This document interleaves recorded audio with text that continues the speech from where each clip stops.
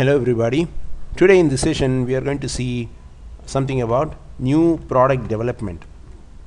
New product development. What is this actually? Any company which wants to thrive in the market has to come out with a very good product or service. But having said that, how a product gets realized? How a product gets realized? It is not a very simple task to realize a product, and before coming out with a new product, the company needs to follow a sequential process which will help it to bring out a product which will benefit the market and the company at large. What is this process? What are all the steps in this process? That's what we are going to see in this particular session. The new product development process consists of the following steps. The first and foremost is the idea generation. Idea generation, and then comes idea screening, and then comes the concept development and testing.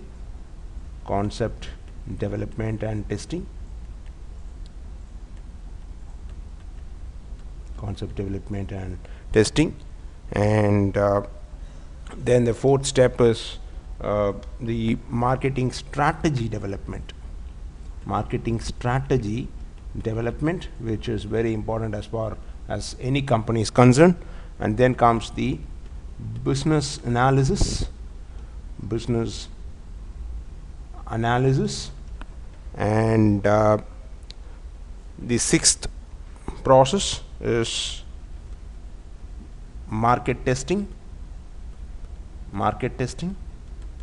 and the last one is commercialization.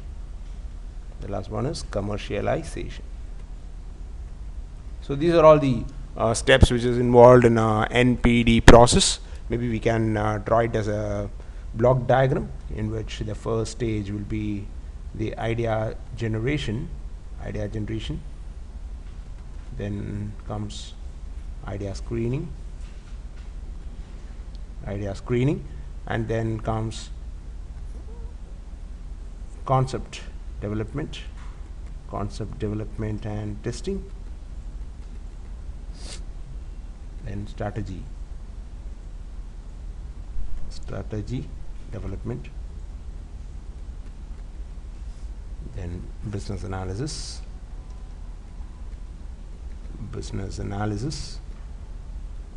and then you test the product in the market through market testing, and then you commercialize it.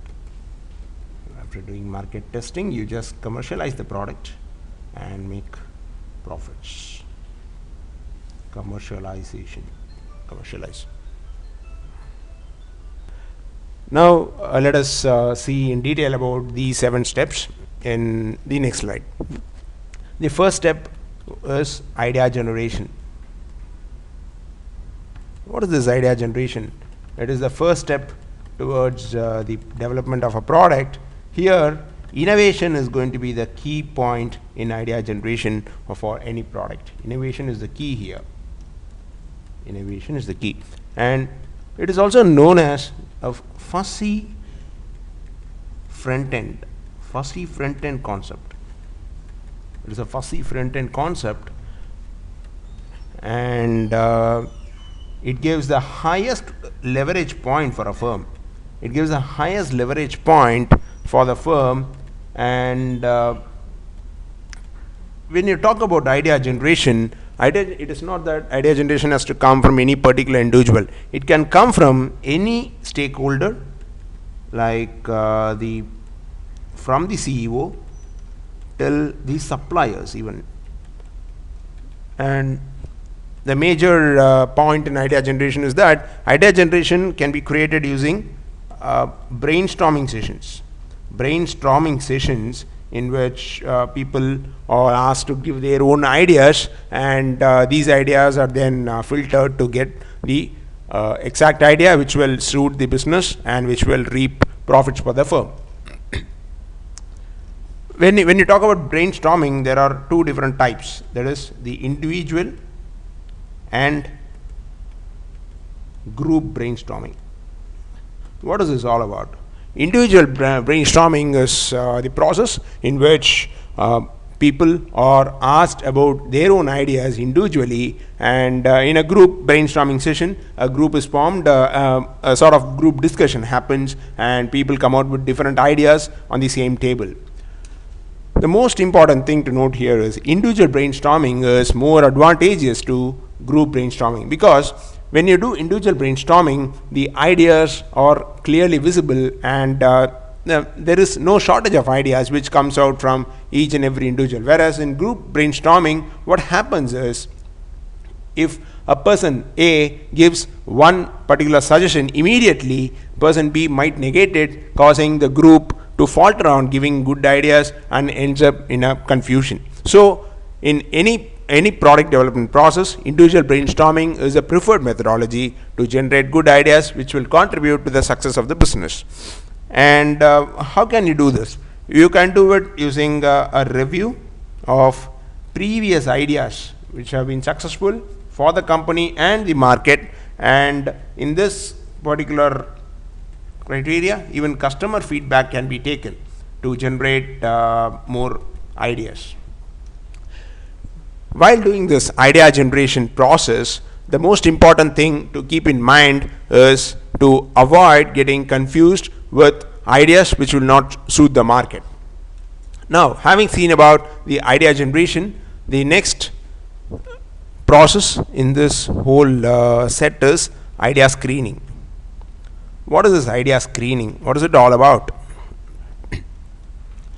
You have generated a lot of ideas. Say around 100 ideas. Are you going to implement all ideas? Are you going to implement? No, definitely not possible. So here in idea screening process, the best ideas are shortlisted. And from that, the most proficient idea which will suit the business is taken into consideration, and it is the most useful idea is taken into consideration and developed further. And it involves most prominently the customer needs of the market. Most prominently, the customer needs are identified in this particular idea screening process, and moreover, product improvements are also taken into consideration in idea screening. How should an idea be screened? The idea should be screened such that it benefits the target market. Because any idea that you are going to come out with is going to benefit the market. And one more, the most important thing to note here is the idea should be technically feasible. The idea should be technically feasible. You should not come out with ideas which will not be feasible for you at the present moment, which will end up in failure for the company.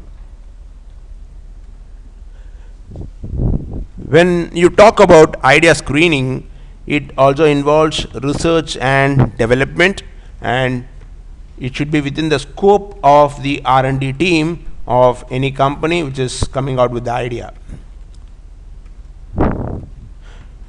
It should have a potential appeal to the market. And when you screen the ideas, it should be close to competitor products.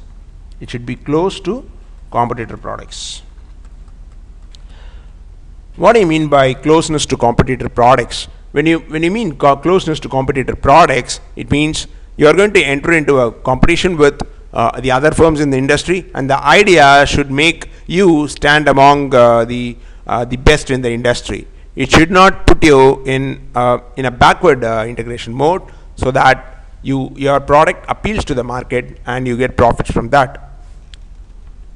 Most importantly, your idea should fit with the objectives.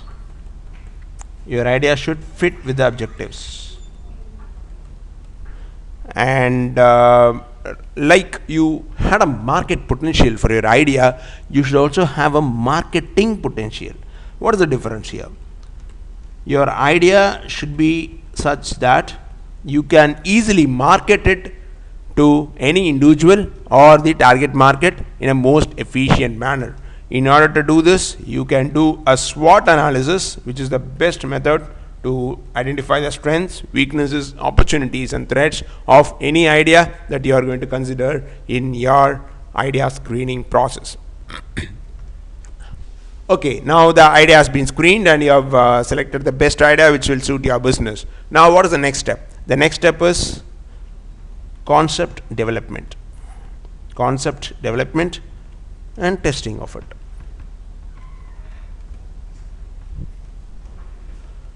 How do you develop a concept? First, you create a product concept. You create a product concept here, and while doing this creation of a product concept, what you should do is you should have a detailed description of idea from the perspective of customer. The idea should not be basically in the perspective of the seller, because ultimately the product is going to be bought by the customer. So the product in the product concept, the description of idea should be from the customer perspective. In other words, customer viewpoint should be taken into consideration while creating a product concept.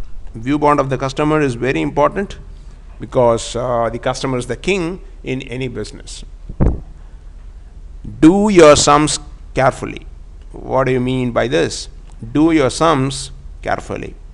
It means you have to consider the resource constraints which is there for you. What are these resource constraints? When you talk about resource constraints, it involves everything right from design requirements, then the manufacturing resource constraints, human resource constraints, and others.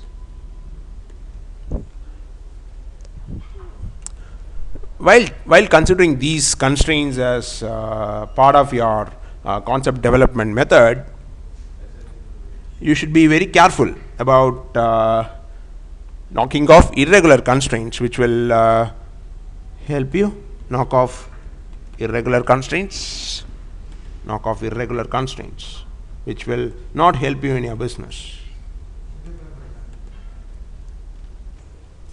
In addition to this, you need to talk to your potential buyers.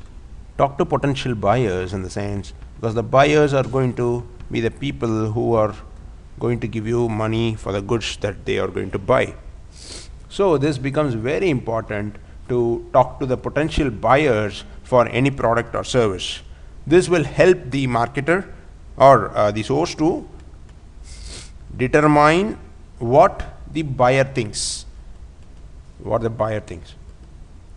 So by determining the mindset of the buyer, it will help us in identifying the gaps between the buyer expectation and the concept that we are having in our mind.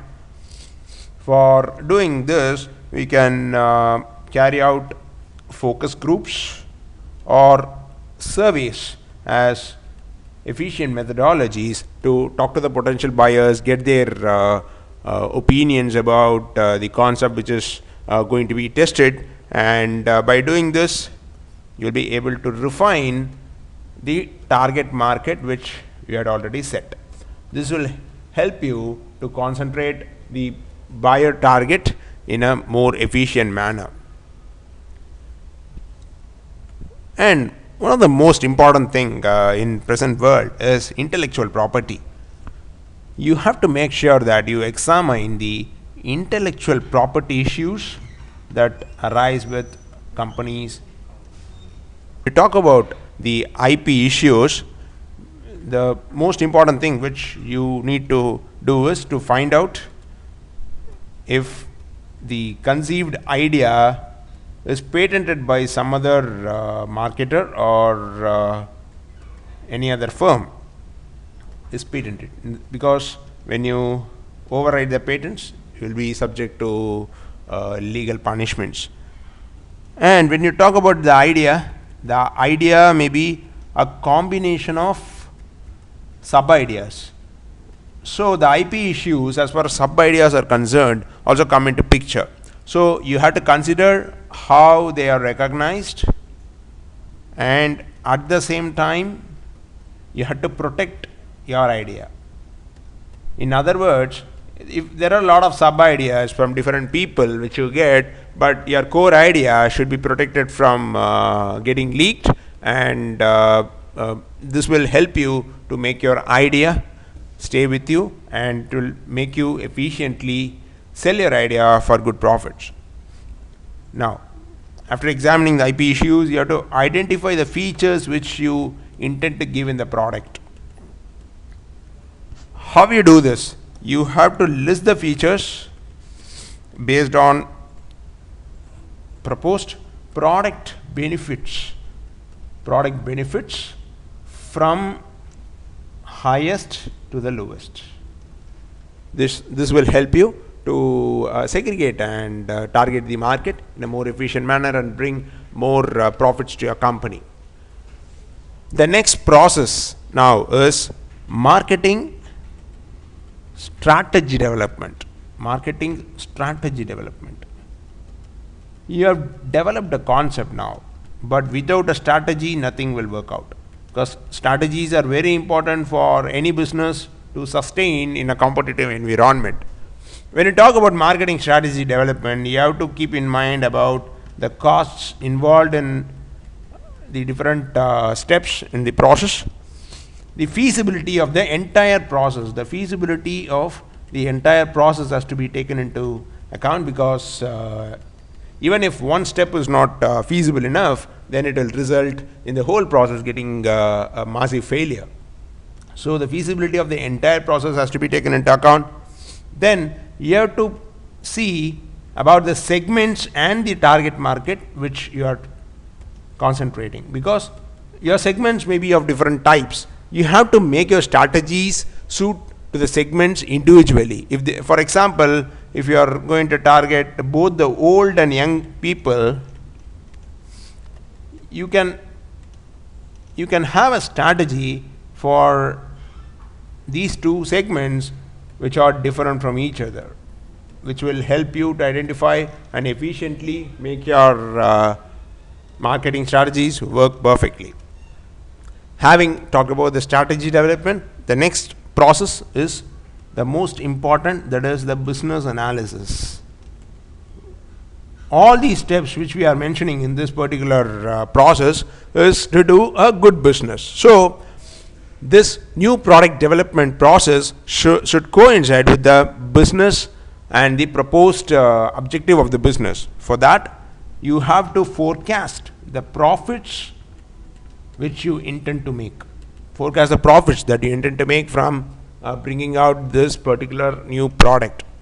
For this to happen, you have to eliminate the inappropriate ideas. The inappropriate ideas have to be eliminated, because these inappropriate ideas will result in unnecessary costs.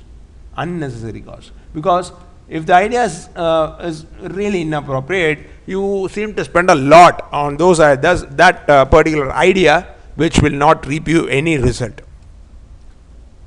And then you need to estimate the product price.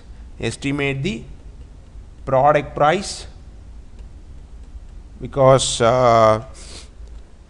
any product should have a price, and that price should be suitable, and it should be convenient for both the buyers and the seller. For that, you can probably review the competitor product and the market as a whole also, because on market as a whole. For example, if you are going to bring out with an electronic product, you can review the competitor product in the same segment and try to understand the price and the value given by that particular product, so that you'll be able to fix up a good price which will give a good value both to the consumer and to the seller, that is you. And you have to take customer feedback in estimating the price.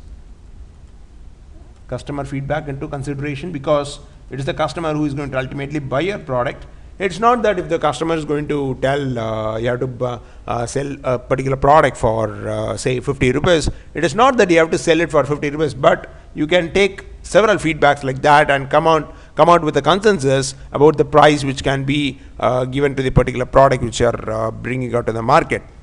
And more importantly, you have to see the match between the price of the product and the value provided by the product to the consumer. So this is very important. And after doing all this, you have to identify market potential. What is this market potential? Any product which you bring out should thrive in the market. It should be able to sustain in the competitive market and emerge out as a winner. So for that, you have to review and observe sales performance for existing products, first of all, which might be your own product or the competitor products, which you can take into consideration. And to do this, you can go and look into some sales and industry figures. These figures will help you in identifying the market activity.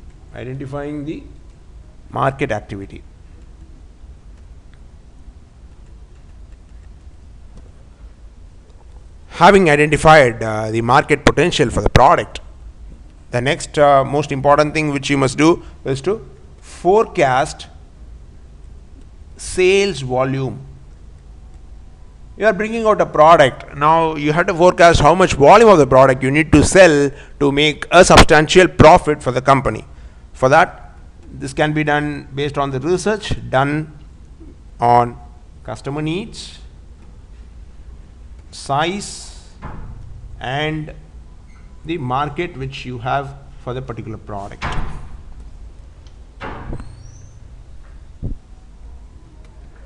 Then you need to identify the break-even point.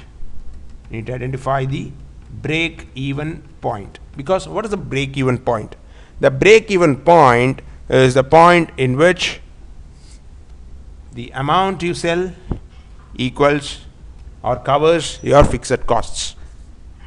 Amount you sell that covers fixed costs.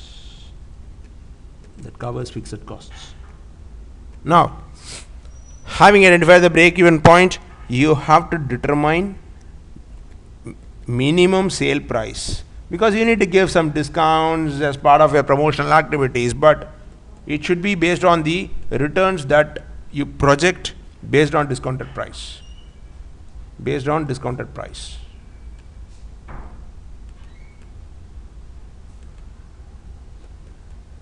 And which will help you to identify the lowest sales figure per item, which means the lowest cost which you can, lowest price which you can fix for a particular product, so that your profit margin doesn't get affected drastically per item. Okay, fine. Now, then you have to consider long term. Any product you come out with should not be for a short term basis. It has to be for a long term. This is a very important word as far as business is concerned, because when a product is suitable for a long term, then it will help you to sustain in the market for a huge period of time. Now, scope your marketing strategy.